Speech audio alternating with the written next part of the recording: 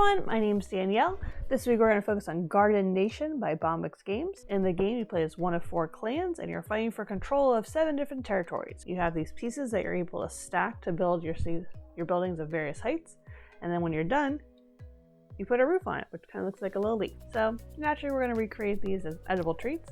We're going to make Buttercream Candies, which are a popular candy around Easter time, which is just around the corner. The nice thing is that we're going to use one buttercream recipe, but we're going to use different extracts, so we get 4 different flavors. So each clan and color will have its own flavor. And then we're going to use royal icing to make a little roof on the top.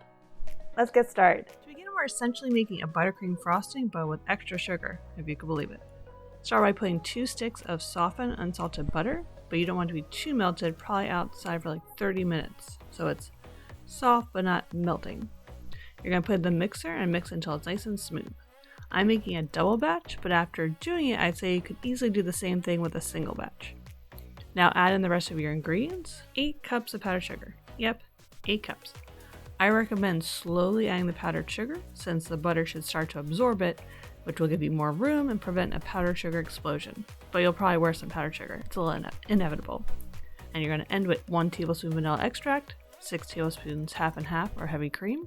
Once it's all been incorporated, put your mixer speed to medium and mix it for 2 minutes until it's completely smooth. Now we can make 4 fun flavors from our one simple recipe. Divide your buttercream mixture between 4 bowls. Now you want to whip out the extracts you have sitting around. Luckily, I had 4 around, so here we go. I have orange, lime, peppermint, almond. All you do is add a 1/4 teaspoon of the extract and give it a good mix. To make it easier to work with later, you could put it between 2 layers of parchment paper so it won't stick, and make it flat, and this way when you're ready to cut things later, it's already rolled out. Either way, you want to make sure that's wrapped entirely in plastic wrap so it doesn't dry out, and you need this to be refrigerated for at least an hour before continuing. I just want to let you know that I really appreciate you watching this video and being part of my Board Game Bakes community. If they feel hard, almost like a tacky level of squishiness, then you can start prepping the candies. You can pick the flavors that you want for the different shapes, but overall you need one that's a circle, 1 octagon, I only had hexagon, which I think is fine, and 2 are going to be squares. Then you're going to cut the candies out, either with the cookie cutter, or to get the square shape, I just used a pizza cutter. But once you're done working with them, you want to put them back into the fridge, because if you worked with chocolate before, you want to be nice and firm. Once it's firm, it's time to coat our candies in our candy melts. The original recipe has it coated in chocolate, but we want to have the different colors like the game pieces. To melt the candies, microwave them at 50% power for 1 minute, and then 30-second intervals after that until they start melting. I only need an additional 30 seconds because the heat in the bowl will continue to melt the candies, and you don't want to overheat them. I tried to add the easy dip, which I use sometimes for doing cake pops, but it actually worked better without adding that. While you're melting your candy melts, give the flavor of your choice a quick stay in the freezer so it's less likely to disintegrate while being dipped. I try to have the flavors correspond with the colors, so red is peppermint, green is lime, yellow is orange, and blue is almond. Once your chocolate or candy melts is melted, put the partially frozen candy on your dipping spoon. You could try rolling in the candy melts, but since it's very fragile and made of butter, it's very easy to melt, and I don't really think it would go well. So I recommend using a spoon, hopefully a slide spoon of some sort. Use the spoon, and then you're going to pour the mixture over your buttercream, and then tap it gently to get the excess candy melts off.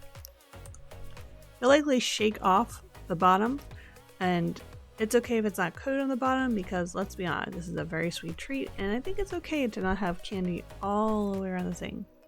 But if you want to, you could try probably at the end dipping it in chocolate after you already had the top dry.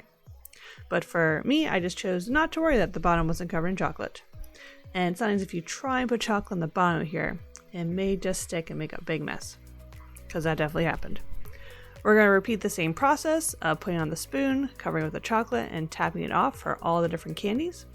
When you're done, you'll have the pieces representing the 4 different player colors in the game, and these will be stacked to get us satisfying card conditions in the fun, puzzly game. Now we're missing the roofs for our houses. These worked out surprisingly well. Take some royal icing and make it extra thick by adding extra powdered sugar. Put it into a piping bag and then put on a leaf tip. Now grab a piece of parchment paper and you're ready to make leaves. Put a little extra pressure on the bag to make some of the chunky leaf bases. Squeeze until the base of your leaf is as wide as you want it, and then pull and gently release to get the point of the leaf. Now put on a thick tip, circular tip, and you're going to make the lines for the stems on top of the leaf. Now the fun part. Cut a straight line across your parchment paper, and you're going to slide this paper into a paper towel or toilet paper roll. This will give it the curved shape found in the game pieces. Let it harden completely overnight. Now take a circle cookie cutter that you used for me the peppermint candies, and you're going to trace it on some parchment paper with an edible marker. Use a 3M tip to do kind of a macaron type blob on the paper. Let these dry and completely harden. Now the moment of truth. Remove the leaves from the rolls. Yay, it worked! Attach them to the bases by applying a generous blob of royal icing and gently putting the leaf on top. Now you're ready to assemble your houses and then eat them.